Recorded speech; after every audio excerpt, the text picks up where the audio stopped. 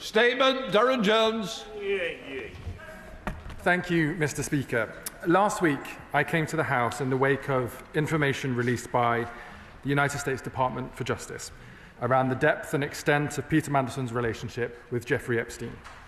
I outlined immediate steps this government took, including initial review of material which ultimately led to a referral to the Metropolitan Police, and steps taken to modernise the disciplinary procedures to allow for the removal of peers who have brought the House of Lords into disrepute. I'm here today, Mr. Speaker, to update the House on further action the government will take to rebuild trust in public life in the wake of these damaging revelations since my statement last week. I'll finish the statement first, if I may. Mr. Speaker, I am sure the House will agree with me. The issues of standards, while important in and of themselves, do not meet the scale of disgust that we all have when we see powerful, rich men misuse their positions to abuse women and girls. These procedural rules, and the rules that I will talk to the House about today, Mr. Speaker, are important given what has been able to happen in the past, but we should start by recognising that our response, collectively, requires wider changes in the culture and use of power wherever it rests. This goes to the heart of who my right honourable friend, the Prime Minister, is. It is why he became a human rights lawyer in the first place, why he became the Director for Public Prosecutions, and why he changed the Crown Prosecution Service to be more victims-oriented, and it is why he became Prime Minister. Mr. Speaker, as I set out last week, Jeffrey Epstein was a despicable criminal who committed disgusting crimes. The Epstein scandal is another awful example of a culture that did not value the lives, let alone the voices, of women and girls. The series and sequencing of events across the last week has rightly made clear to us all that for too long and too often, influential people in positions of power, overwhelmingly men, have been able to avoid proper and just scrutiny because of the perverse power structures that incentivise their belief that rules do not apply to them. And if I may say so, Mr. Speaker, members chuntering from the benches opposite, whilst I am talking about the victims of sexual abuse and abuse of power, should know better and should recognise that they should be quiet and listen when we are talking about the victims and the justice they deserve to seek. Peter Mandelson's disgraceful behaviour raises a number of questions about the ability of the current standard system to catch those few who seek to break our rules. This damages all of us across the House. The vast majority of public servants, whether officials or elected members, come to serve the public, not themselves. This House, indeed this building, is full of people working hard, unsociable hours, making significant personal sacrifices in order to try and make a difference to people's lives, to do what is best for their country, to fight for their communities, to use their position in this place to give a voice to those whose voices are too often not heard. The issues associated with Peter Mandelson, however, show that we must go further to ensure that no one can ever again behave in this way. Since entering government, Mr. Speaker, we have delivered on our manifesto promises to strengthen the role of the independent advisor, and we have set up the Ethics and Integrity Commission, whilst also publishing ministers' interests, gifts and hospitalities more frequently, and reforming severance payments to ensure that they are proportionate and fair. This is significant and important reform after years of repeated ethics scandals under the last administration. This includes restricting payments for ministers leaving office following a serious breach of the ministerial code, and requiring repayment of severance for those found to be in breach of the business appointment rules. Mr. Speaker, it's also why the government has introduced the Public Office Accountability Bill, a landmark piece of legislation to tackle injustice, so that when tragedy strikes, the state is called to account.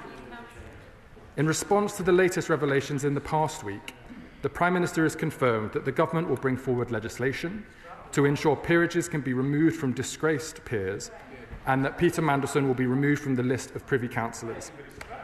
And we are changing the process for the relevant direct ministerial appointments, including politically appointed diplomatic roles, so that in cases where the role requires access to highly classified material, the selected candidate must have passed through the requisite national security vetting process before such appointments are announced or confirmed. But, Mr. Speaker, we recognise we need to go further. We will work with the newly established Ethics and Integrity Commission to ensure that it achieves its aims of promoting the highest standards in public life. We will consider whether the current arrangements for the declaration and publication of financial interests for ministers and senior government officials are sufficient, and whether in the future regular published financial disclosure forms or other additional transparency measures should be used.